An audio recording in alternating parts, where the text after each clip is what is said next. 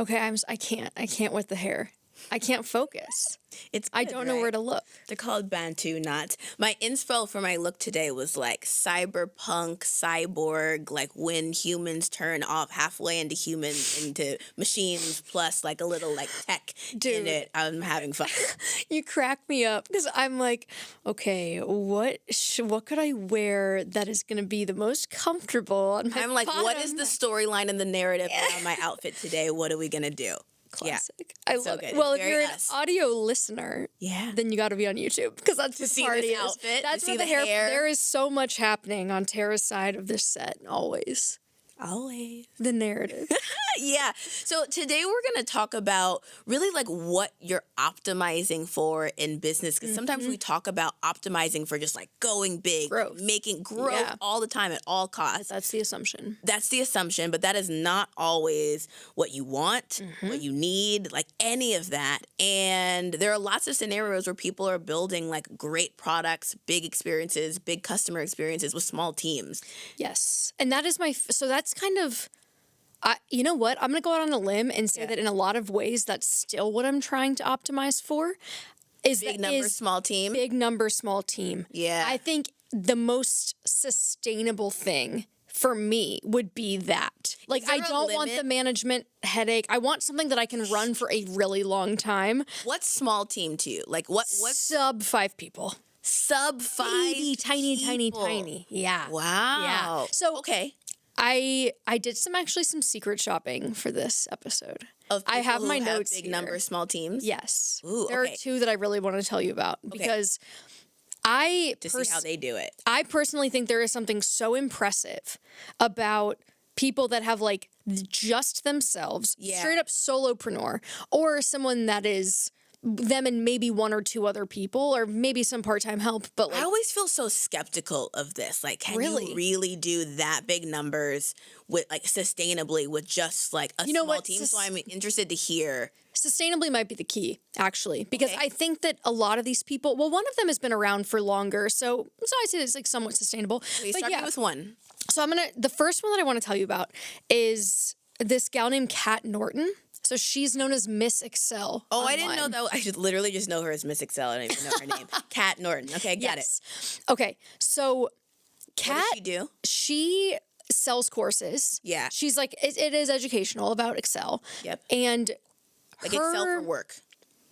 Excel skills guess for work. It's just Excel skills. So it's a very in-demand skill set, I would say. I love Excel. But I found her because I realized that I was seeing her everywhere, and I was like, she's got to be doing pretty well. But I was also kind of curious of like, what's going on behind the scenes there? Like these courses, the price point, they do vary, but one course is $297. Okay. Does she have a bunch of different courses? She has several, I think maybe 4 or 5 that are each at that price point, and then she'll do a bundle for like $997. Okay, wait, back up. Do you have any sense how big her business is? I think they do like $2 million a year. Okay, $2 million a year, 4 products, and the cheapest one is like $300. Yes. Okay. But what's impressive to me is the consistency and the repetition. So, and I want to get into this in a little bit, but I sell more on like a launch model of like where I'll relaunch a product, but then like my always on game is a little bit soft. And so I want to talk to you about that later. But what I found so intriguing about her, and I kind of got these deets, through listening to her talk on podcasts, but also because I have some friends that are really good friends with her. Okay. And they'll be like, yeah, she does a webinar. I don't know if it's every week or every month. I think it might just be once per month. Yeah. Where she's consistently bringing new people into the fold via Instagram. She's just on Instagram. It's a very functional channel. Yep. So people click the link in the bio. They sign up for the webinar once a month.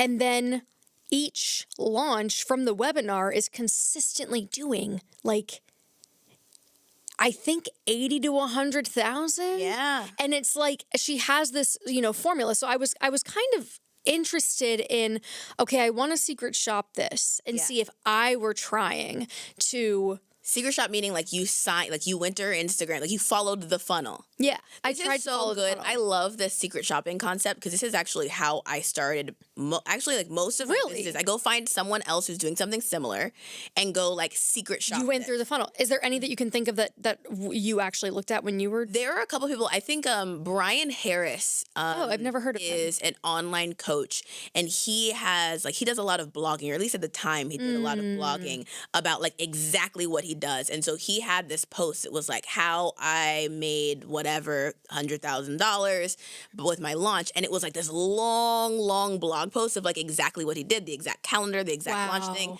And I also went through his funnel, so I'm curious to hear kind of like as you went and did this research. But I do think that's what it takes to like. A lot of people try to start businesses and they're like, I don't know, I'm going to figure it out. Yeah, I'm going to reinvent the wheel. I'm going to figure it out on my own. No, someone else is someone already similar. doing it.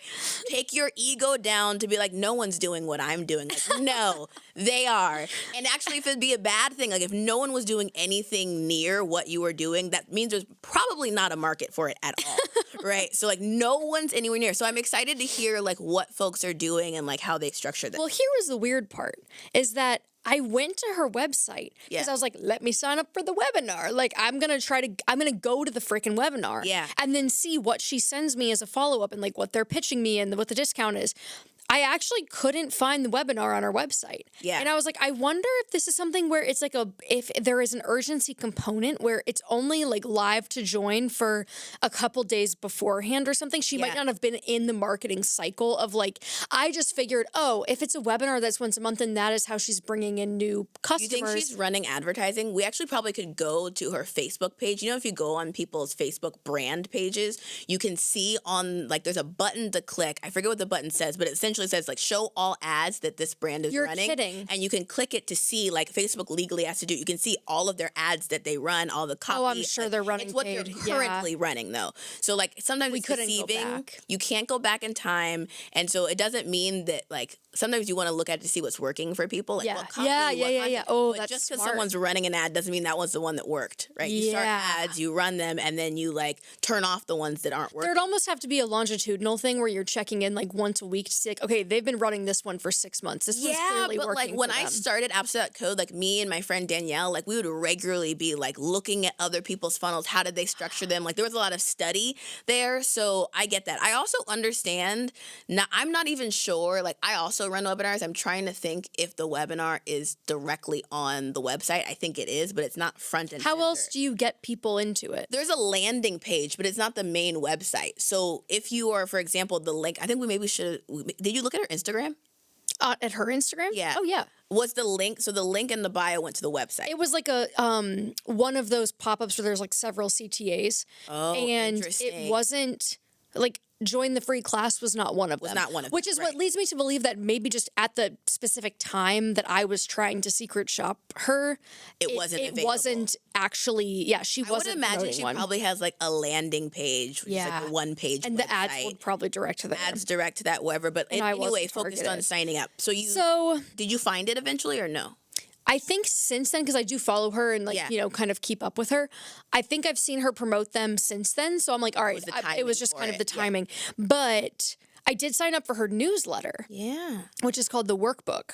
That's cute. And I know, I thought that was cute too. Excel workbook. So I wanted to get on the email list to see. I was like, I needed to give her my email address somehow because I want to see I'm sure there's the some sequence? system in the back end that's like, capturing my email and then doing something with it. And this is what I thought was so interesting about what she did. The first email came the following day. So I did get a confirmation email that was like, you're on whatever. Subscribed. Yeah. The very next day, she pitched me the course.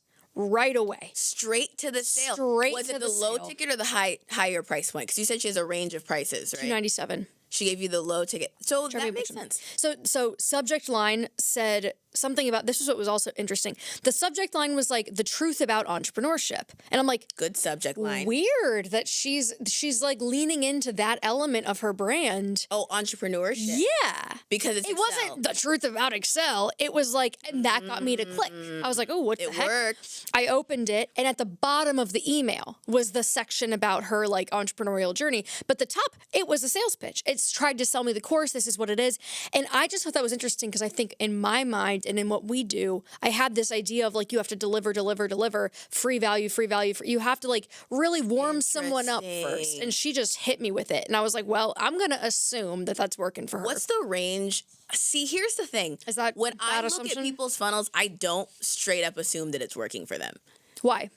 I think just from knowing from like everybody's A/B testing their own stuff and trying to see what works, particularly at that like $2 million level where it's not so much about like trying to figure out, does this work? It's like, how do I optimize this? Because just a little bit increase in the conversion rate makes a big difference. Yeah. And so I think, like, I have friends too that like look at people like, here, look at what they're doing and like assume that it's working. I think we could probably even like expand this even bigger to like, in general, when you see someone like posting all these things on social media and like all those things, you could go like, oh, their life is perfect. Or you could like, it's probably not. I always go, when I look at what people are doing, I just take it with like a grain of salt that like, obviously some of the things are of course working, but I don't think you can take everything. But this worked.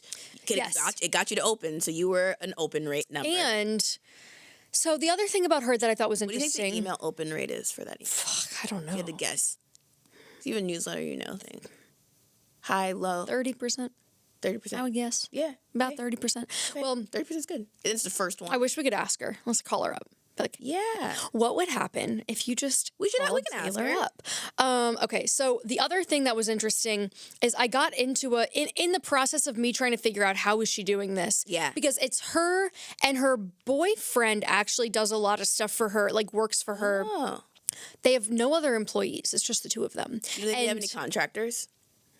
How I would you don't know? think so, because I listened to so many interviews with her. So unless she she's straight, talked about it. unless she's lying, I don't think she is. No. But yeah. She talked about it. She said it. She talked about it. Her work schedule actually became the more interesting thing to me about her, and was like, I just was sitting there like, damn, I'm doing this so wrong. Like, my life is so wrong.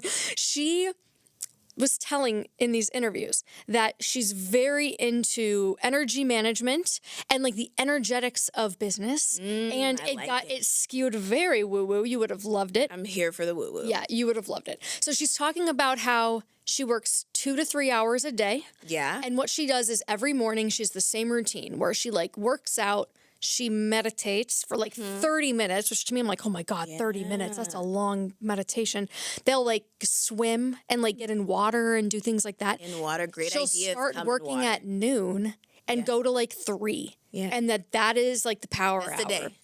She also said that when she's making these courses, she was like, it occurred to me that this could take however much time I allow it to take. So she was like, or I could recognize that this is going to be 40 to 50 to 60 hours of work total to do and do it in 1 week and just get it like sprint and get it production. done. And then rather than like, I'm just going to like, so I think it sounds like she's doing these very compacted, condensed sprint weeks that are just like crazy and not sustainable. And then has like months of time where it's just like light promotion, the webinar once a month. Yep. Everything is automated on the back end. Using the product and you're getting insights on what works, doesn't work. Now, and then you go in for another kill. What I'll say though, is I don't know. I mean, she's only been doing this for like a year or two. Yeah. So when we talk about sustainability, I would love to check in 5 years from now and go, is that still, have you tapped that market? Yeah. At some point, are you going to run out of people to sell this to? Yeah. And also, I think at a certain size of business, I think she's like actually at a good spot. I think like once you get to starting to get into like 3 to 5, the things that you need to get from like that first stage, like the things you need as a CEO are totally different. Things you need as a leader are totally different. Wait, say more about that. Okay, so like that first phase, and I actually learned a lot of this from my executive coach, Eamon, like that first phase is really about like product. And so like it sounds like she's very, as a founder, like in the creation She's making of all the of it product, herself. right? Yeah. And at that like up until that point, like that's what you should be doing. Yeah, you have to know what you're selling. Yeah, you know what you're selling. All of that. You know who your customer is and like who that person is and like get to know. And what is the revenue that you said you mentally, what do you associate where it that with? shifts? Where does it shift? At what point are you like, nope?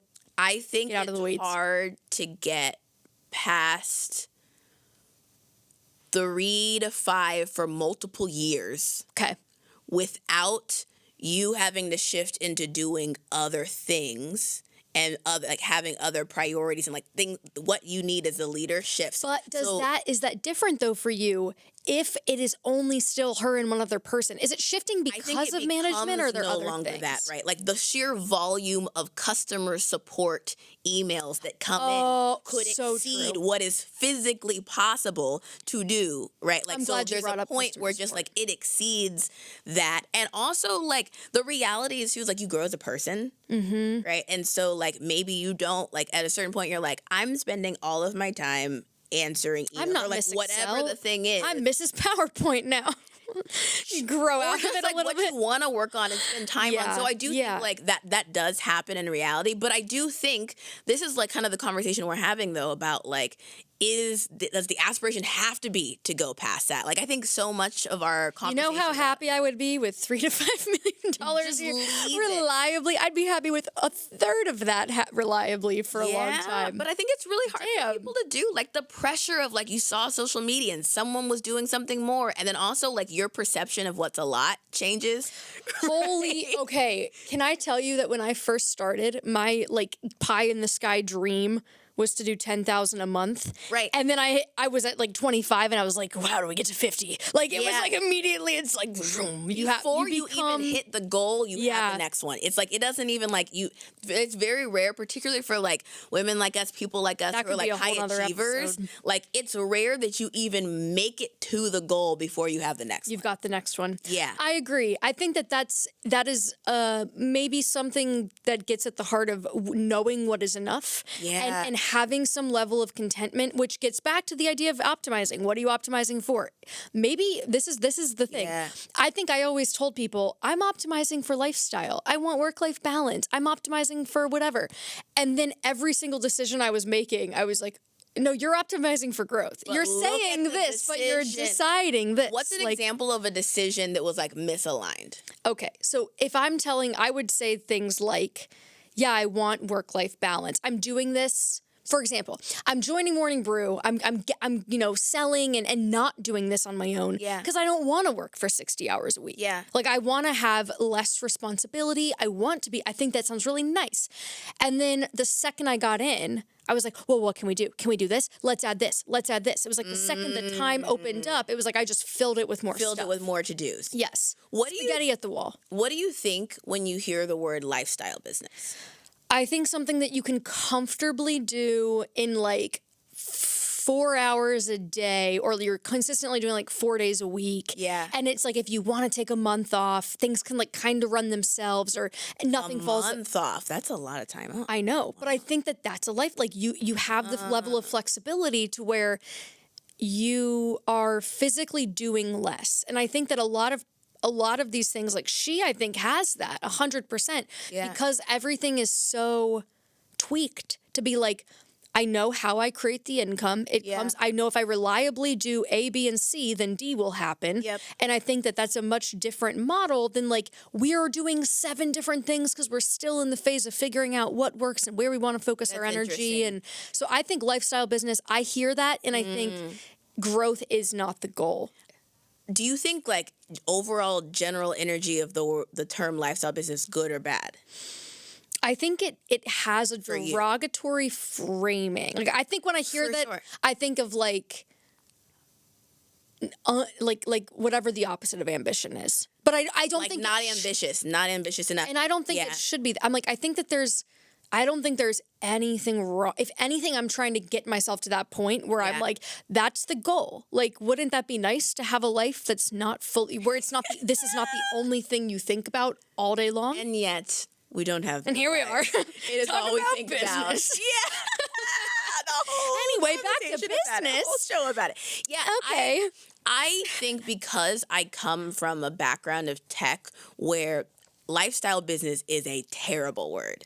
It's really very pulling for me. Like this is really like a whole mind thing I've had to work through of like I started my first business. I was not thinking of building a lifestyle business, I was like, I kind of got sucked into the VC track kind of culture and conversation. Okay.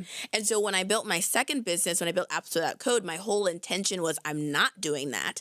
I want to build a lifestyle Going business. hard. But no, I want to build a lifestyle business. I got you. I want to Okay, build I a was lifestyle confused. business. But I think if I actually look, to your point, year to year at just like what was motivating me, there are some years where I'm like, no, we've got to grow and like figure out all the growth at all costs.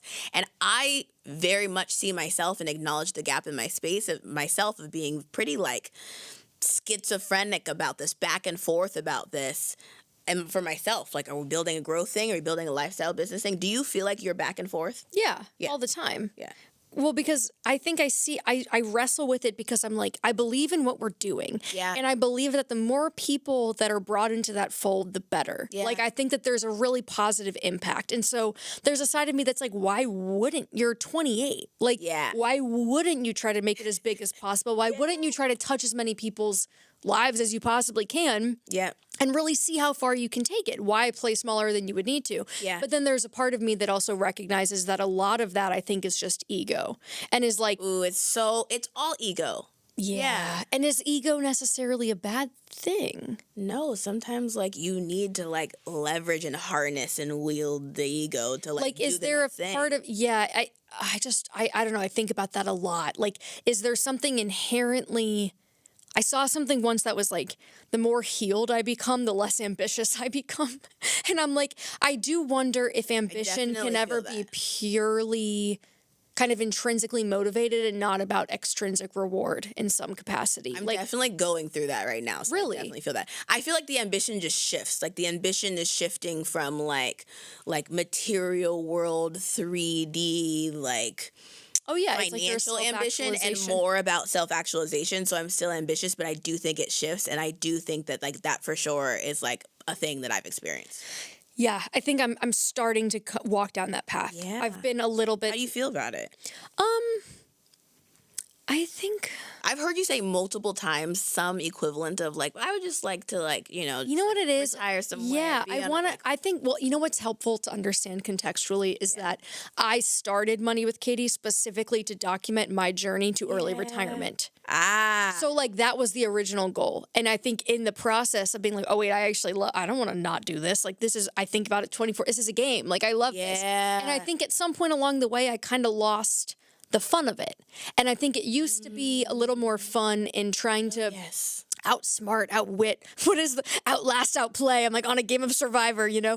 But I think it shifted at some point to where it became me originally feeling real, and then looking around, I'm like, you kind of alluded to, like Yeah. the goalpost keeps moving. keeps moving. And I would meet people that had You just have friends. 10 million, Yeah. 20 million. And I'm like, I ain't shit. I was just gonna say, like, your friend group gets richer, the things around you. And what you Yeah, see and I is started to be possible. like, Yeah. oh my God, I'm nothing. I haven't done anything impressive. Oh my God. And I started to put this Insert next goal. pressure on myself to be bigger and better. And so I'm trying to interrogate that now and be like, why was this not enough? So, okay. So that's a great, again, we should do an entire episode about that. But that was Miss Excel. Yeah, no, and it's an interesting conversation that comes out of like how all of you it. take a big revenue product, lots of customers, but do it with a small team. Yeah. Anybody else you can think of that's doing Yeah. that? I want to tell you about, do you know who Thomas Frank is? No. Okay, so I interviewed him for the Money with Katie show, actually. But I found him because there is, I think in the course world, Yeah. in the educational space, at Yes. least in personal finance, Yes. courses are kind of how people make a lot of money. But Yes. courses kind of had a moment during the pandemic, and That's I think right. we're on the other side of that now. Yeah. And so I don't know the longevity. But I was always more drawn asynchronous courses, we'll say. Yeah, there's also something really like I was thinking about doing big revenue numbers with small teams. There are some business models, to your point, where that works and doesn't work. Like if you want to produce Yes. manufactured tablets, right? Like This is it's like an online really business. hard to Yeah. do. So this is online business centric. And what's unique about I think like both of these examples, the one you just gave with Miss Excel and the one Thomas Frank, okay, the one you're about to give is like with an education business. at least in America, but I think across the board, there's like a high value perception of education. Education is expensive, is our culture. Yeah. Right. Prestigious. But it can be an online product is a digital product, and so it doesn't take as much to produce, and you can kind of do it with a one-person team, and I think it creates a particular nice storm for that model. Yeah. Right. I also think there's a fair bit of like healthy skepticism too around courses, because it's not like Absolutely. that shit's regulated whatsoever. It's not like Not there's at like an all. accreditation or like there are None. plenty of scammers. Tons. So I Tons. think that's so. I have a love-hate relationship with that world. Yeah. Because I'm like, sometimes I think it's like you could have just written a book. Yeah, We have courses, by the way. interesting. Money with Kitty does have courses. So it's Yeah. not that we don't do it, but we keep our price point low. And anyway, I prefer tools. I think something Yeah. that someone can functionally continue to use is Yeah. really cool, but it's hard to sell something that is like on a no-code platform like Google Sheets or like Notion. Yeah. That you can charge a lot of money for. And it's hard to justify that value unless there is truly In general, it's hard to sell online tools. Tools that are for hard. a lot of money because people have a value perception that like tools are worth less. Bingo. So the other funnel that you were talking about was Thomas Frank. so he sells a tool. Okay, So that's great. what I like about him is that What is his tool? it is a Notion product. Yeah. I think it's called Ultimate Brain or Second. I can't remember. There's two different things in his kind of ecosystem, or like has like a partnership with this guy named Tiago Yeah. Forte that is also in that like productivity space. Oh, I But think I know him. Yeah. Thomas started as a YouTuber, and he started making YouTube videos in 2014, but he was making productivity content and how to be more effective, how to use your time more effectively, and he got really into Notion. So he was doing Notion kind of on the side, like just figuring it out for himself. And he's not a developer, but he liked how customizable it was. Now you can like really build it into whatever you want. So he made a sub channel for his YouTube channel called Thomas Frank Explains. So his main channel, Thomas Frank, then you have Thomas Frank Explains. Thomas Frank, the main channel, has like 3 million followers, or subscribers rather. Oh, interesting. He already had an audience. And then he launches Thomas Frank Explains to be like the go-to library of content about Notion. If you want to learn Notion, you want to master this software, you go to Thomas Frank Explains. So like anyone that's Notion. I'm searching interested in this. Yeah. Anyone that's searching, how do I make this in Notion? Like the SEO is very favorable for him because it's just kicking his YouTube videos. So he quickly amassed hundreds of thousands of subscribers that are hyper focused on this one tool on Notion. And then he said that one Saturday he was like dinking around with the productivity system that he had created in Notion. And he was like, I should sell this. Like, I think he started to try to make a course, and then he's like, why am I trying to teach people how to make their own? I'm just going to sell them mine. Yeah. So he figured out how to turn it into a template.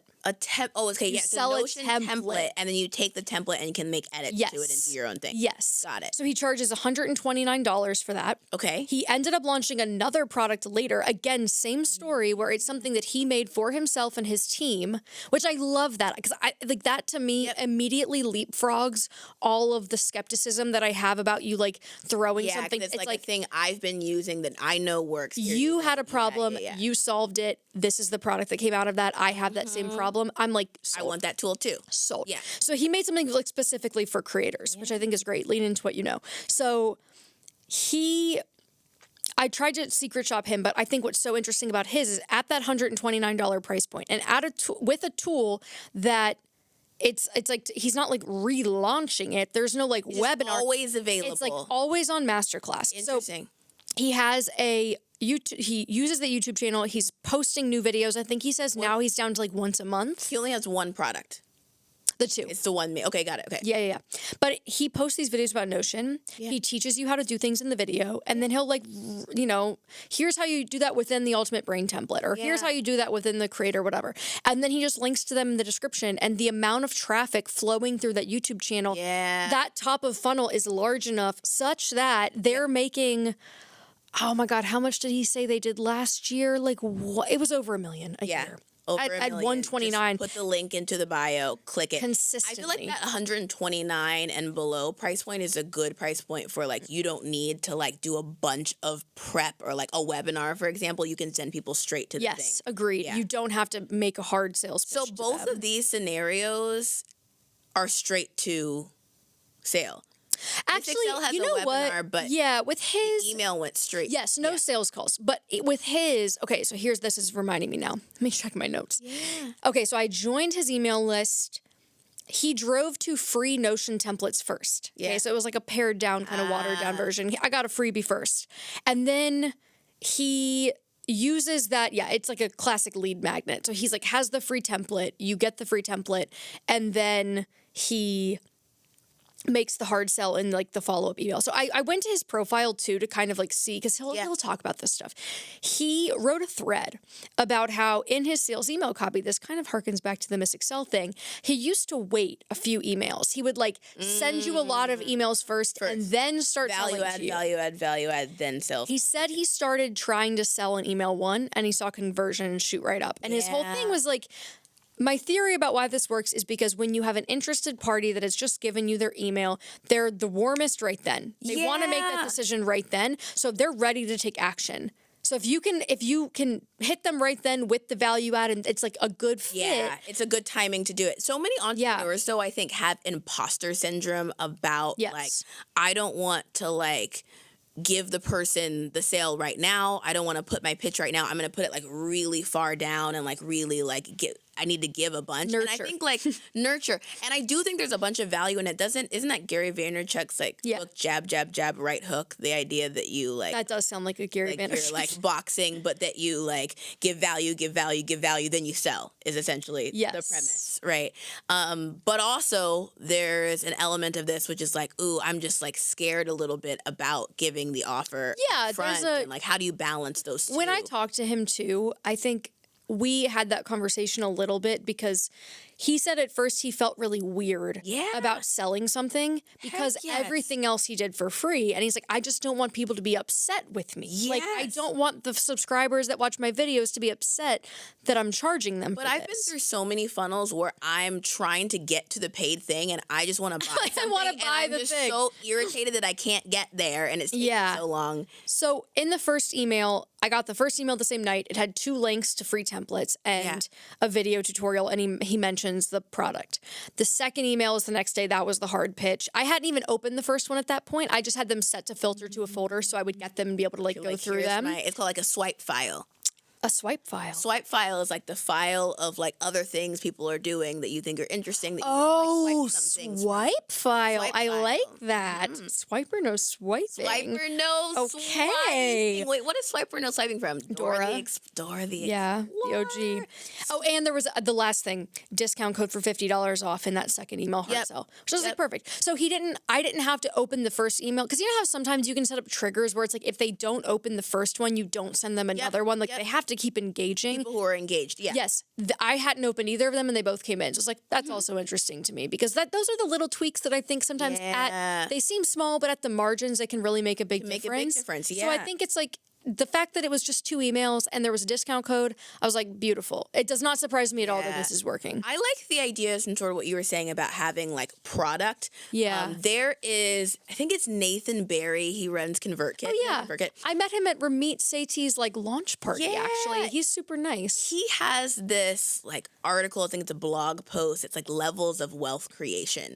And essentially like the levels are what kind of product or what kind of offering you should be selling at different levels of the game. So like essentially when you're just starting, when you haven't done anything, like haven't done any entrepreneurship, right? And actually just in general, when you're making money, even if you back up, if you have a job, you're making money, you're exchanging like time for money, right? And that's kind of like the first level of like wealth creation. Then the sort of next level is you're doing things like you're creating like a service business. Okay. A lot of times that people to me still feels like time for money. In a way, it is. It's kind of a graduated version because it's not just job. There is a business there and it's service. Oh, but I like, see the distinction. It's kind of the next level, right? But it is. The next level is like productized service, right? So instead of just like, I'll do this thing for you, it's like, I have a package where we do 4 of these things every month and it's this price, or you can have this package where we do 8 of these things this month and it's this price. So time for money, pure service, productized service, and then there's like full product, which is like a software, a Notion template, like a clear like product there. Okay. And a lot of times people try to jump from like only doing the first thing to like all the way to the end of like, I'm going to go straight to product. And I think if I think about my own businesses and sort of how they've evolved, so much of like the very first version of the product was a service. So when I launched my course, the first version of that course was like, we're going to meet on Zoom each week and I'm going to live teach the class. Yeah. So it's interesting because you're talking about how the first version of it was a service. Yeah. I want to dig into that a little bit more because something that I'm not quite clear on is like you and I recently were just talking about how, you noticed that there was a need for this product or that for this service, for this business, we'll say. Yeah. We won't even be specific about product or service, but you noticed there was a need. And then I felt like in the story you told me, it was just kind of like, and then I put on a workshop and 70 people were there. And I was like, wait, hold on. Like, what do you mean? Like, where did that come from? And when you developed this, talk me through the iterations. Like, what was the MVP? And then how did you build on that? And then was it $2,000 to begin with? Like, give me I always start businesses as services first.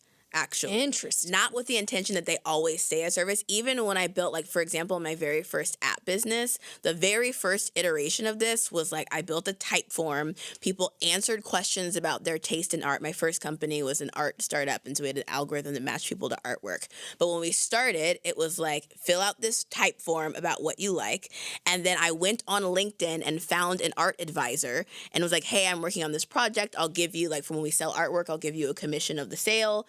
Can you help me find artwork for people? And she manually looked at the results, went on the internet, found artwork for people, put it into a separate type form, and then sent it back to them. And the separate type form had, like, you could rate on a scale of 1 to 10 how much you like the different artwork and get feedback. And so I started that as a service, right? And then gradually it got like more tech directed. So like the next version after that, you know how surveys have like show hide? They have like if you say, what's your favorite color? The if-then logic on the back. Logic. So what's your favorite color? The next question is like, great, why do you like blue? If you said blue. Or if, great, why do you like red? If you said red. And what it's doing is it's like showing you the blue question and hiding the red question, right? Conditional logic, right? So I took that like functionality and essentially loaded like a bunch of artwork into this survey. This was like version 2.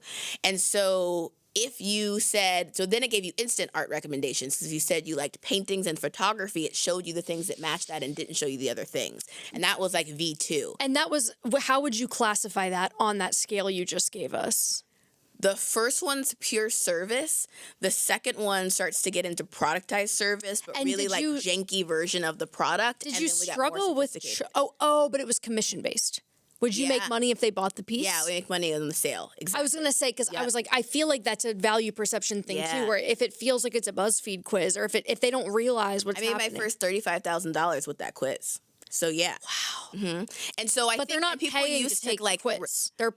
You only make money if they buy we had a couple different variations. So like I was mad iterating. So there was a version where people paid an amount up front. People like typically pay for like art advisors. And so I intentionally positioned it as a service. Actually, one of the things I almost always do is like I position what I'm doing as a service and compare it to that. So even when it was an app, all of the language was around like get your own art advisor.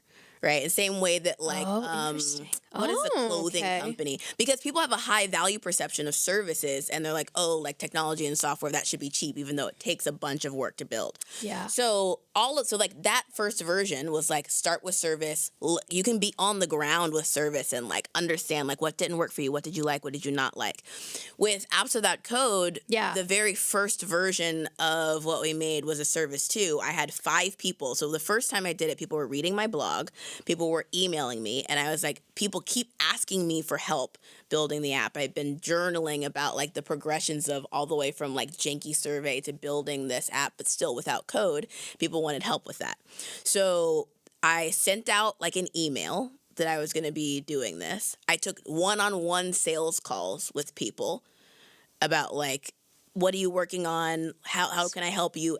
Offering them value. It's almost like you were positioning yourself as like a sort of consultant. Yeah. And then I think most education businesses, it comes from that person like consulting and then going straight into course, or at least the era that I was in. I think now people go straight to course, but it was about like, how do you help people and then turn that knowledge and what you've been doing, what's been working to you, into more of a productized service. But it's much easier to start with like service than productized service. Break down productized. Someone that's listening to this going, what do you mean productized service? Even what I do now like has a lot of elements of productized service. So an example of productized service is you have a set price. It's not like we come up with the custom price whenever You're not charging by the hour. You're not charging by the hour, or like we just decide it's different for each person. You have packages. Yeah. Right? So an example of this is like, what are your packages? Oh, so for mine, okay.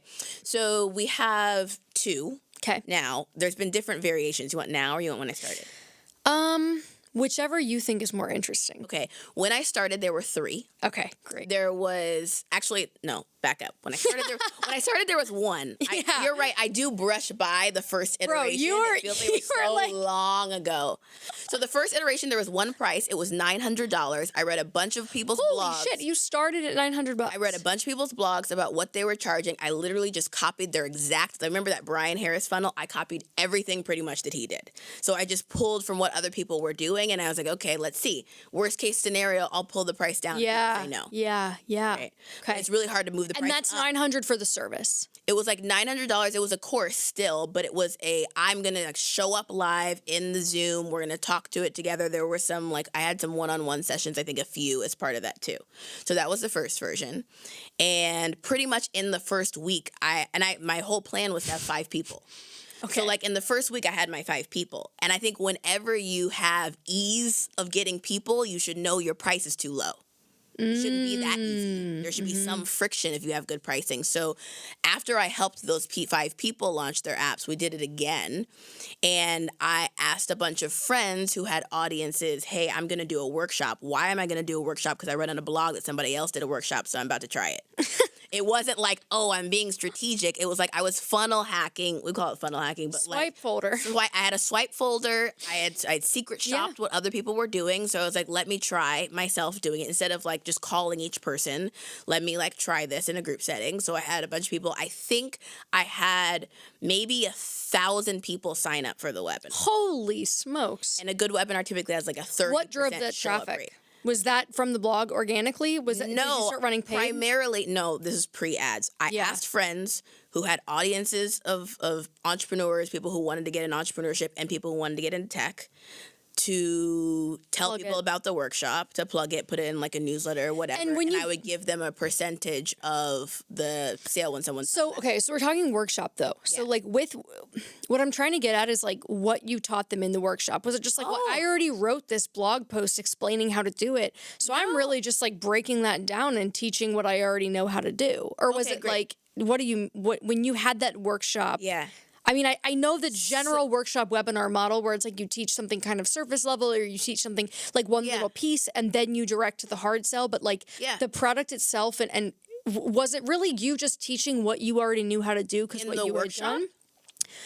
No, actually with the class, with the product. No, the thing in that the people were paying actual for. class, it's let's open up the software tool and click by click start building your app. Got it. First, everybody's app probably needs a profile. Let's, by the end of the class, have everybody have profiles completed and published. Did you build out a curriculum for this? Yeah. Okay, so you knew every single, how many classes were total in this? The first version of the program was 12 weeks. 12 weeks. 12 weeks. And you were showing up every week. Yep, I showed up every week, and then there was homework every week. And pretty much I probably built the first 4 weeks up front. And so I sold it before we had even finished because I was I'm not going to make this a whole formal thing if no one signs up. It's if you don't want it, then I won't. Hack. Yeah. Built if sold. In general, I think that's a good approach to do. I think you have to pitch it as a service, not You know what is cracking me up now sitting here? I'm literally realizing this live is that I think I kind of did the same thing and didn't notice. So this Say more about that. Starting as a service. When pre Money with Katie, okay? This is before Money with Katie was twinkle in my eye. I was really into personal finance, and so I had started a little consulting thing that was like for friends and friends of friends, where it was like, you pay me 50 or $100, I'll sit down with you and help you make a budget. I'll help you make a plan to tackle your debt. I'll show you how to open a Roth IRA. Like it wasn't anything that you would need like a license. It was just kind of like, I'll help. And let's talk about it, and I'll help you set some this of that up. conversation, because it just occurred to me as so much like, I'll help. Yeah. So I'm like, forget let me I'll show help you how to do this. And I charged very little for it. But in the process of doing that, and there was actually kind of this intermediary, like the true OGs will remember this. There was kind of a first ditch effort at turning that into something a little more official, where I had a couple partners. Yeah. And we had a business called Matriarch Financial, where we would like do that, but in a little more of a formal capacity. And so anyway, that was okay. But again, hard to scale, because you are on sales calls. That's right. You are trying to get people to. But you iterate on it, and the next version of the iteration looks more productized than the full in the service. process of doing that, I had to make spreadsheets that I used as the template and the basis of everybody's budget. And then it wasn't until like Money with Katie was off the ground and up and running, and people were kind of emailing me like, hey, didn't there used to be like a spreadsheet? And I was like, wait a second. And that's how you know, by the way, that you have something really good, is people are asking you for it. Yeah. And people were like asking me, hey, can you show me how you did that thing? Hey, can you help me? My idea is not like an art startup, it's this, but like I would love to learn that. But it's just kind of funny, because I'm like, wow, in retrospect, I see that now. And I had not connected those dots that we did the same. I did the same thing. It was like, it started as a service. It started as kind of like a consult, pay for play, like pay for time. And then it was like, wait a second, but there is a nugget here. I can't make myself available, but it's like, I can put my philosophy into this tool that kind of does it for you. So it's like more DIY. So one of the things that I'm playing with a lot now, and at Apps That Could we're doing, is like how do you take your philosophy about how you do something and turn it even more into like next on that progression product.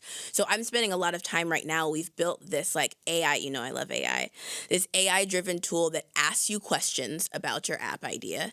Oh, this is what you've been kind of talking about this. Yeah, we're using it with students now. So it asks you about your app idea.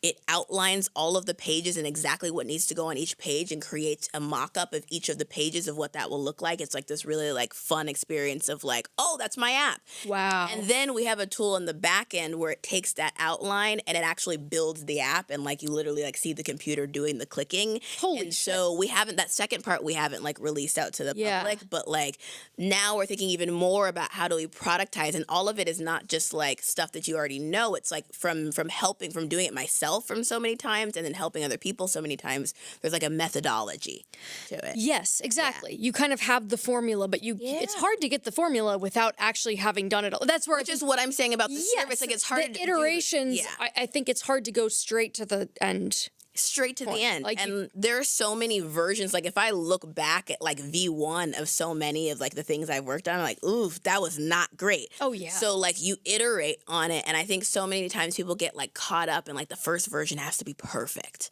Me. I can't. You do that? Me with this show. No, I don't think you've done that at I'm like, the first episode needs to be, they should want to listen to it every day for the rest of their lives. As we go. Let it get better. It's like a good work of art that you can go back and see it. Well, iterative. It's iterative. You know what? Okay, so I think I am happy now that we've gotten, for our product, that we've gotten to the point where I'm very confident in the product itself. I'm like, we're on our 5th official version. Yeah. We now kind of have the development process worked out. It's like very easy for like version I have 5.0. I have the right partner working on it who's just like a genius, and I'm like, this is great. So I feel good about that. I think where I struggle is that I want to know kind of your approach to always on, and if you think with the specifically caveat with the price point that's low, right? Yeah. What is because I'm thinking, if I'm launching it every year, there's a huge influx at launch. So it's like $49 a pop, or, we might adjust it a little bit this year, but like around 50, we'll say. And there's usually like a few 100,000 launch weekend, and then like over the course of the next few months, you get probably another 20 to 50,000 a month for like there's like some afterglow effect. And when you say always on, you mean like the product's always available, you can go buy it anytime. Yes, exactly. It's versus like a launch when it like releases. Yeah, and it's I think it's easy when you're hyping something up at a launch to drive a lot of sales right away. But then once it's out there and the innate urgency or the innate hype is gone, how do you consistently get that in front of people in an automated way where, and I think the answer is probably something about email and just making sure that we're like getting in front of the right people. But it's a little tough when you're in a bunch of different places. Like we have channels, we are in a lot of different places. So I'm like, how do we then kind of create an ecosystem where the right people are being served that product at the right time? And I think I'm going to probably mimic the Thomas Frank model a little bit. Interesting. I also don't know that I love the always on model. I love the like in between of launch and always on. I think there's something in between. Oh, like almost which like is quarterly like, or for example, mini. I see a lot of people do this with like membership group content. Yeah, right? yeah. Which is like there's a monthly open. Right, each month it's open, so you gotta give if it's open the first week of the month and you find it the third week of the month, you get on the wait list, and then it opens the first week of the month. You got to get in. There's still like a reason to go and move kind of quickly, and then like you close it. Yeah, I wonder because sometimes I think that if that only works if the audience it kind of. I think you can fatigue people that way. Yeah, I think it works pretty well for like new people. I do think from a funnel perspective, there's just going to be people who are never going to like, buy the planner, and like that's fine. Yeah, I think it is. I think it is email. I think that is the answer. Yeah. It's just figuring that out. But but you can do all these things that we're mentioning. Those things can be done all via email. The interim thing is interesting. And I know that there is a way to pull off always on because I know people that are doing it. So I'm like, maybe there is something there with just the kind of the back end and getting right to it and making sure that the content that's like marketing for like in that sense I'm referring to the way that like Thomas Frank has these videos where it's like that the people watching that video are interested in Notion because the video is about Notion. There's some kind of content event, like the video got posted, there's a new video that's happening, and so there's the experience for a brand new person seeing the funnel where like they're coming into a first thing, and then I think to your point, like you do something with email like right immediately to at least tell them that you have the thing. Tell them that you have the planner. But I think there's also then a separate strategy for people who are already in the audience. And I think if you separate your strategy for people who are new coming in and people who are all like already in the community, I think you need a slightly different plan for each of them. I agree. I think that I kind of love the idea of doing several launches a year, but I think that there needs to be... I'm almost into the workshop thing. I think that there might be something there because I think some people do want that personal touch, but it doesn't mean that it has to be a one-on-one, obviously. It doesn't have to be a one-on-one, and also like I think sometimes workshops get like a bad rep for being like not that useful and helpful. Not that useful, and also like, kind of smarmy. You can do like there's real useful stuff. On a workshop that like really like I have people email me all the time about the like thousands of dollars they've made just going to my free workshops. Okay. Yeah. Workshop so link in the show notes. Good plug. No, it's true though. I think that there's something to that because I personally I think I have an easier time charging for something and not you charge for a workshop, but when I feel confident of the value that the person is going to get from it, I'm like, I don't feel weird about something. This is going to help you. You should have this. And that's very much how I feel about the planner. And I think that same energy could be brought to a workshop. But I do agree. I think that sometimes I hear webinar You're saying or workshop. The workshop would be free or you would charge? It would be free, but just that I would feel better about it if I felt like there was a lot of value provided. You absolutely should do a lot of value provided. Yeah, but that is going to take some time, I think, to get there. There is... I want to get that right. I don't want to waste people's time. So, do you know ClickFunnels? The business? Yeah. So refresh my memory. What is their... ClickFunnels is like a landing page builder. It's like a website building software. Okay. Right? And their founder has this thing called the perfect webinar formula.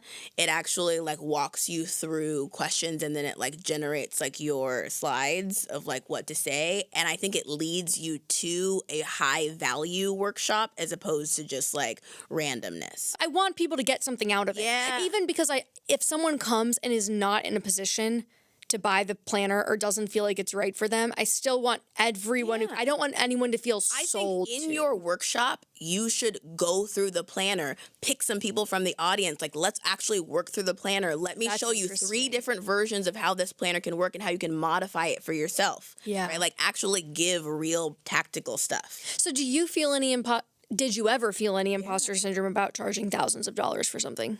Yeah.